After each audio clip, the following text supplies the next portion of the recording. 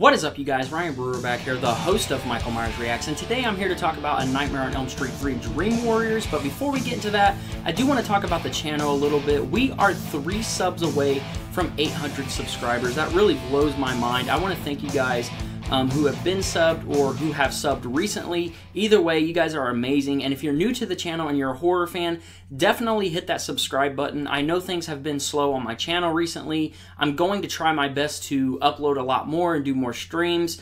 I want to make this year better. I know we didn't start out great, but I am going to try to be more consistent here soon. So if you're new to the channel and you're a horror fan, please hit that subscribe button. So here we are talking about A Nightmare on Elm Street 3. I'm really excited about this one. This is my favorite Nightmare sequel in the franchise. It's kind of the same situation with Halloween 2 1981. I feel like Halloween 2 is a perfect horror sequel. I feel the same way with Nightmare on Elm Street 3.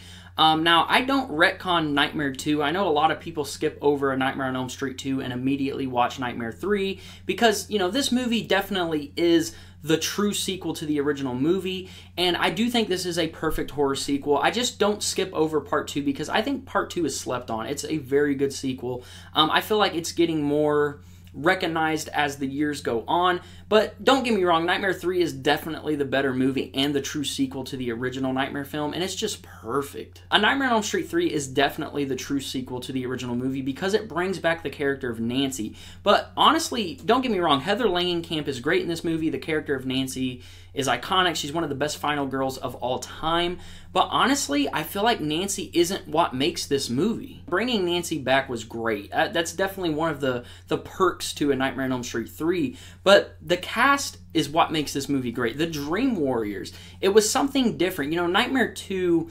had Jesse living in Nancy's old house, and that's really it. And his body's being taken over by Freddy. That's really it. This movie, we have a group of people, a whole new cast that you feel for every single character. You are attached to every single Dream Warrior, and that is what makes this movie perfect. And the cast in this movie is a perfect cast for a horror film. You love every single character in this movie, and that doesn't happen a lot in horror. There are not a ton of horror movies where you care for every single character. You know, like certain horror movies, you only care for a couple of characters. This movie, you care for every single one of them. And not only is the cast perfect, this movie had a perfect director with Chuck Russell, who also directed the Blob remake from 1988. This guy is a fantastic director, and he really took the Nightmare franchise and took it in the right direction. I mean, this one really changed the franchise, I would say. You know, this one had its own sequel, which is Nightmare 4, which I'll talk about that at some point. You know, he really took it in a different direction. It wasn't just Nancy versus Freddy. It was a group of people versus Freddy, including Nancy, and it was just really cool. It was something different, and I would say it's something that the Nightmare franchise needed. Not that 2 was bad. It's just that they needed to do something different. They couldn't continue doing what they did with just 1 versus Freddy. Bringing a group of people was unique. Having the Dream Warriors, having these kids have these powers when they go into this dream and take on Freddy. Freddy had a lot on his hands in this movie, and that was something unique. That was something that the franchise definitely needed. I couldn't see the Nightmare franchise without Nightmare 3. It's such a perfect story. And another reason why this movie is unique, usually the bad guy always wins in horror movies. If it's a slasher movie, the killer's pretty much going to kill everyone or most of them except for the final girl. This one's different, you know? There were survivors. Freddy, I would say he won to an extent, but he also lost at the same time. And I want to talk about Freddy Krueger a little bit. I want to talk about Robert Englund's performance. I also want to talk about why this is the fan favorite. It's almost like a Chucky situation. Child's Play 2 is the fan favorite in that franchise. Nightmare on Elm Street 3 is the fan favorite in the Nightmare franchise. And I think the reason why is because of Freddy. There are 2 sides to Freddy in the Nightmare franchise. You have the serious Freddy from the first 2 parts, and then you kind of have comedic Freddy from Part 4 to Freddy's Dead. And A Nightmare on Elm Street 3 is the perfect blend of those Freddys. I would definitely say this is the Nightmare movie that started to change Freddy Krueger, because Freddy Krueger is serious in this movie, and he's also kind of comedic in this movie. It's a perfect blend of the 2 sides of Freddy Krueger, and I think that's why it's the fan favorite, because if you're a fan of comedic Freddy, you get that. If you're a fan of serious Freddy, you get that in this movie. So I think that's why it's the fan favorite. And honestly, I don't think this is the best version of Freddy. I like him better in the original movie. I even like him better in part 2. But to be honest with you, I think this is Robert Englund's best performance as Freddy Krueger. Now, anytime he played Freddy Krueger was great, whether it be Freddy's Nightmares, you know, these movies, whatever.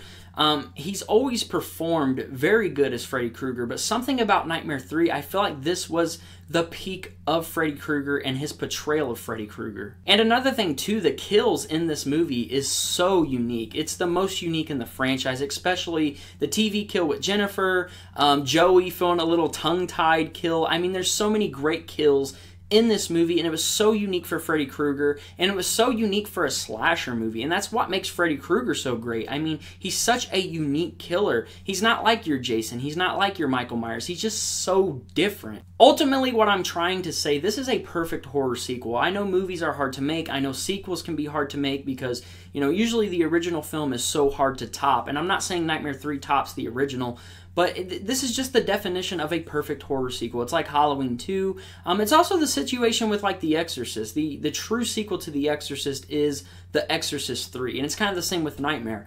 But again, I don't sleep on Nightmare 2. I can't stress that enough. You guys should watch A Nightmare on Elm Street 2. Don't skip it. But I do know that people do that, and I know why. Because, you know, you could definitely watch the original Nightmare and then immediately watch Part 3. But this is just the perfect sequel. I mean, it brings back characters that we love. It brings back Nancy, Nancy's father. You know, John Saxon's performance in this is great. Rest in peace, John Saxon. Heather Langenkamp as Nancy. She's great again, you know. I just love when characters return for these sequels. Major characters that we love from these original films that survived, of course. Just seeing Nancy back and her dad, and this is just how you make a horror sequel. I want to say one last thing before I go here. If somebody asked me to kind of explain Freddy Krueger, I would just tell them to watch A Nightmare on Elm Street 3. Now, I'm not saying you should start with this movie. I definitely think you should start with the original. If you're somebody who hasn't explored the Nightmare franchise, definitely start with the original film. But the character of Freddy Krueger, I think, is best explained through Part 3. Now, I'm not saying you get like really a backstory of Freddy in Part 3, but just who the character of Freddy Krueger is Nightmare 3. I think that's the true definition of Freddy Krueger because of that perfect blend. So if somebody asked me, you know, it kind of explained Freddy Krueger, or like give me an idea of what Freddy is, I would tell them to watch clips from Nightmare 3. Just watch Freddy Krueger clips from A Nightmare on Elm Street 3, and you will definitely know who Freddy Krueger is because that's just the perfect blend. And this movie has just such a charm about it when it comes to the cast, the directing, Robert Englund's performance, the kills, just everything about A Nightmare on Elm Street 3 is perfect to me, and that's why it is a perfect horror film. So that's going to do it for me. Let me know in the comment section down below if you guys think A Nightmare on Elm Street 3 is a perfect horror film. If you are new to the channel, definitely hit that subscribe button, especially if you're a horror fan. Again, I plan on doing a lot more videos at some point. I know it's been slow, but I'm going to try to get more content out soon. Please leave a like and subscribe. That would be much appreciated, and I will see you guys on the next video.